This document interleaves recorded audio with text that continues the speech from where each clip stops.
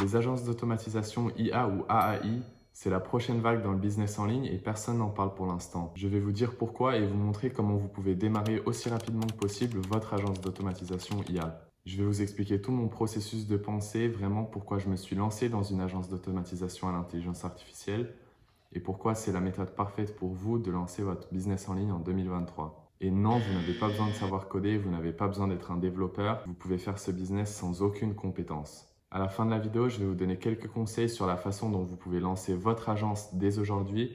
Donc restez jusqu'au bout, abonnez-vous et c'est parti. On va maintenant s'attaquer à la première question qui est: qu'est-ce que réellement une agence d'automatisation intelligence artificielle? Ce que j'appelle une agence d'automatisation IA, c'est un modèle de business en ligne dans lequel vous travaillez avec des entreprises, soit sur une base contractuelle, soit sur une base d'attente, pour les aider à appliquer les technologies de l'intelligence artificielle et leur permettre de bénéficier des gains de productivité de cette nouvelle technologie. La meilleure partie de ce modèle de business en ligne et la chose qui la rend si parfaite pour les débutants est que vous ne créez pas réellement des solutions codées sur mesure pour ces entreprises. Ce qui signifie que vous, en tant que propriétaire de l'entreprise, vous n'avez pas besoin de savoir comment construire des logiciels ou comment coder. Vous allez sous-traiter la prestation de service et lorsqu'il s'agit d'embaucher des personnes, vous disposez d'un énorme réservoir de personnes à embaucher parce qu'elles n'ont pas besoin d'être des développeurs IA super expérimentés pour commencer, ce qui signifie que vous êtes en mesure d'embaucher et de former les entrepreneurs que vous choisissez.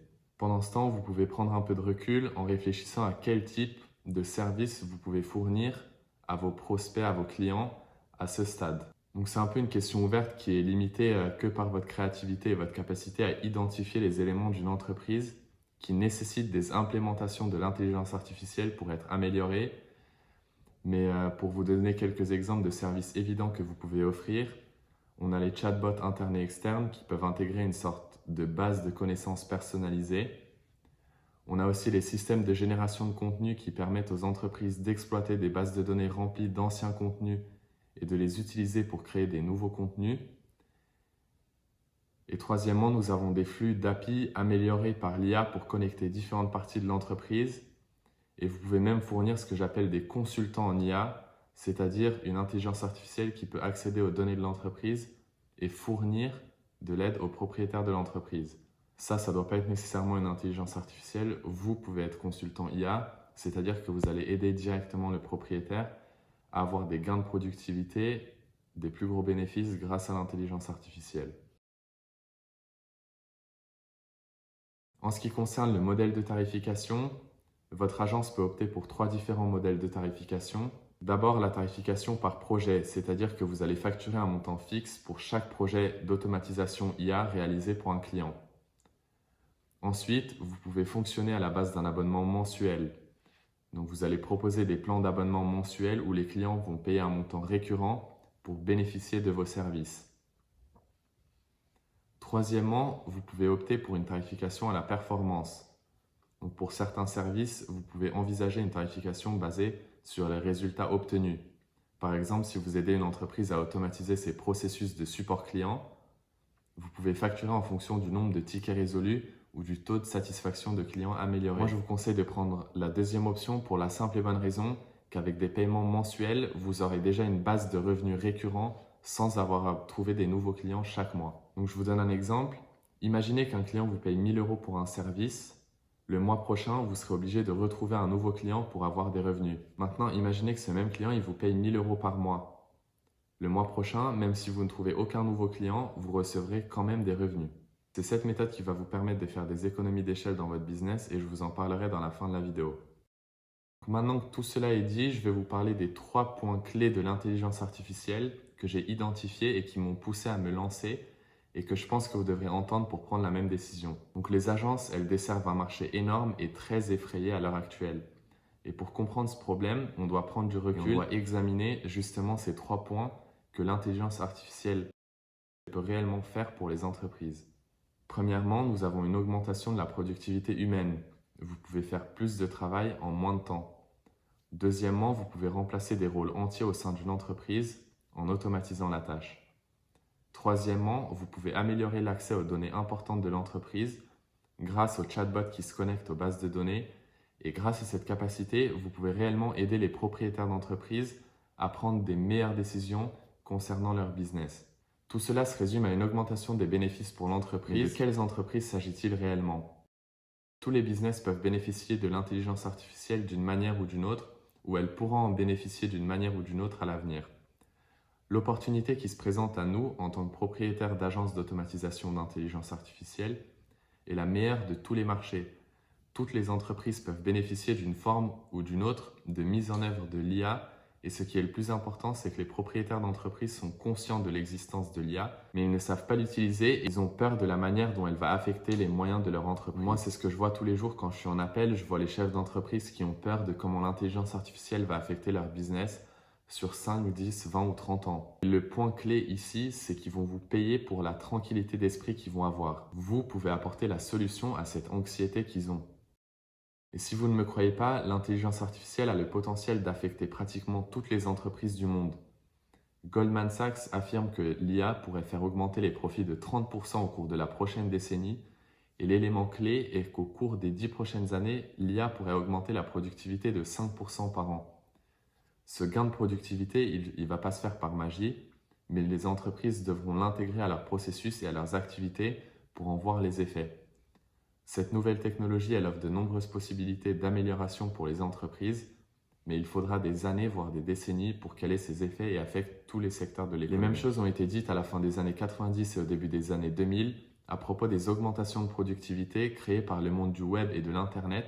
Et ce qui s'est passé, c'est qu'il a fallu des décennies pour que les entreprises commencent à avoir une présence en ligne sous la forme d'un site web, et il a fallu des décennies encore pour que toutes les entreprises aient une certaine forme de présence sur les réseaux sociaux, l'outil marketing le plus puissant en 2023. Il a donc fallu des années pour que la technologie et les gains de productivité se répercutent sur les business, et ce sont les business qui ont facilité la transition des autres entreprises vers ce monde technologique qui ont fait les plus gros gains.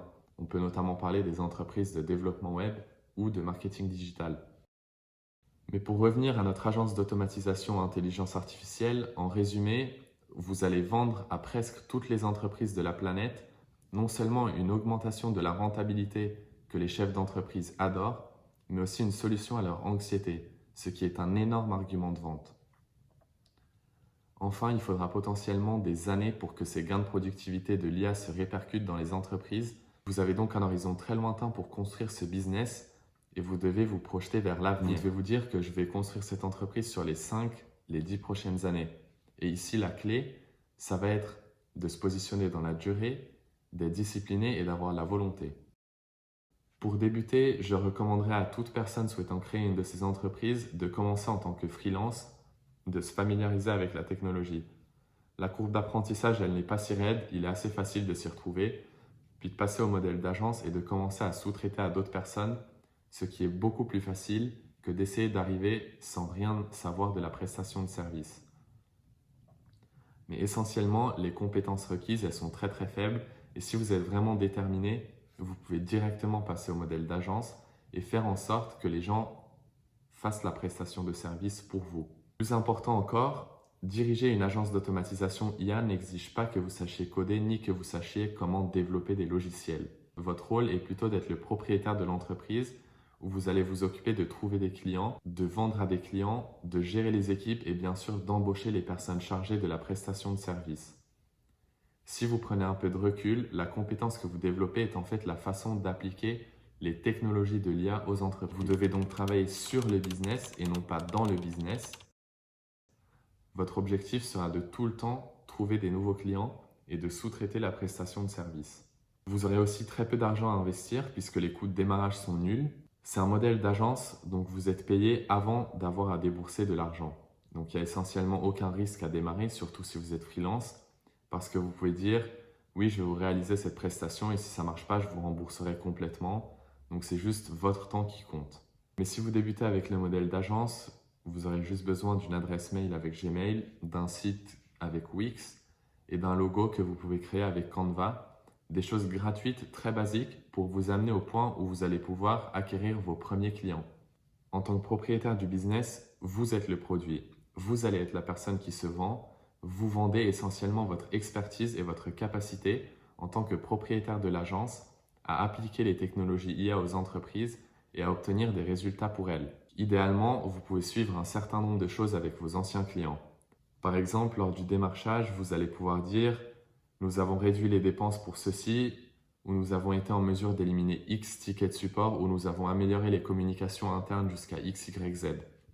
Donc ces statistiques, elles valent de l'or pour vous en tant que propriétaire d'agence et ça vous aidera à obtenir des clients de plus en plus importants à l'avenir. Ce qu'il faut faire, c'est vendre le résultat, pas le service.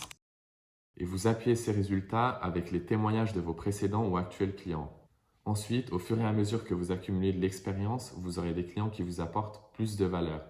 Vous obtenez plus d'études de cas attachées à votre marque et à vous-même, alors vous pouvez commencer à facturer de plus en plus d'argent. Idéalement, l'objectif, ça va être de facturer 10 000 € ou plus par mois si vous avez les témoignages, les études de cas et les statistiques à l'appui. Si vous comparez un business model comme celui-ci avec le dropshipping, c'est en fait l'inverse. Le dropshipping est facile au départ et devient de plus en plus difficile au fil du temps.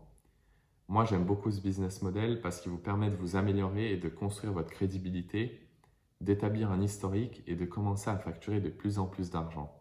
Donc avec tout ça, j'espère que maintenant vous voyez les choses comme je les vois et vous considérez qu'il s'agit d'un business model pour les entrepreneurs en ligne qui veulent se lancer dans l'IA. Vous allez probablement chercher les prochains éléments d'information, à savoir comment signer votre premier client et comment le servir. Heureusement, j'ai une nouvelle vidéo à venir qui s'intitule « Comment signer votre premier client d'une agence d'automatisation intelligence artificielle » et qui portera sur la niche, sur comment signer votre premier client, comment le servir, comment sous-traiter le travail. Si vous avez envie d'en savoir plus sur le business en ligne, l'intelligence artificielle, la productivité, je vous conseille de vous abonner parce que je reviens samedi matin avec une nouvelle vidéo.